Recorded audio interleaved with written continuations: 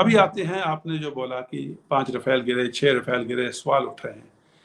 जब इंडिया और पाकिस्तान की आपस में 4 दिन की वो झड़प कह लो, स्कर्मिश कह लो, कॉन्टेस्ट कह लो, वॉर कह लो, लड़ाई कह लो, युद्ध,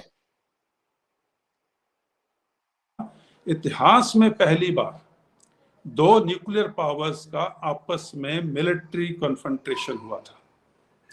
आज से पहले इतिहास में कभी भी 2 न्यूक्लियर पावर ने आपस में एक दूसरे के ऊपर मिसाइल्स या हमले नहीं किए। ये पहली बार था।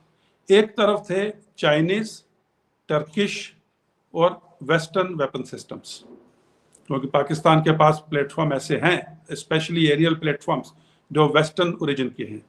दूसरी तरफ थे भारतीय, इंडियन ज्वाइंट वेंचर जैसे कि ब्रह्मोस, और रशियन वेपन सिस्टम जैसे कि S-400, और फ्रेंच वेपन सिस्टम जैसे कि Rafale.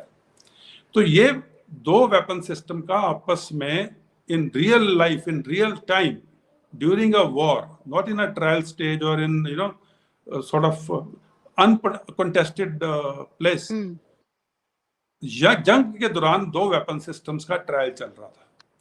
Chinese radars, Chinese missiles, all those things were being tested in real time. Chinese aircrafts and Turkish drones, Chinese drones, and इधर से हमारा एयर डिफेंस। जब ये दुनिया के लिए बहुत जरूरी था कि इस जंग में कौन जीतेगा, जो इस जंग में जीतेगा, थर्ड वर्ल्ड कंट्रीज के हथियारों के ऑर्डर्स उनके पास आने शुरू हो जाएंगे। इस जंग में अगर इंडिया जीतता है तो पूरे के पूरे orders Indian systems, Indian joint venture systems, Russian systems और फ्रेंच सिस्टम्स के लिए आने शुरू हो जाएंगे। उससे जो वेस्टर्न ब्लॉक के वेपन सिस्टम्स हैं उनकी बिक्री में कमी होगी।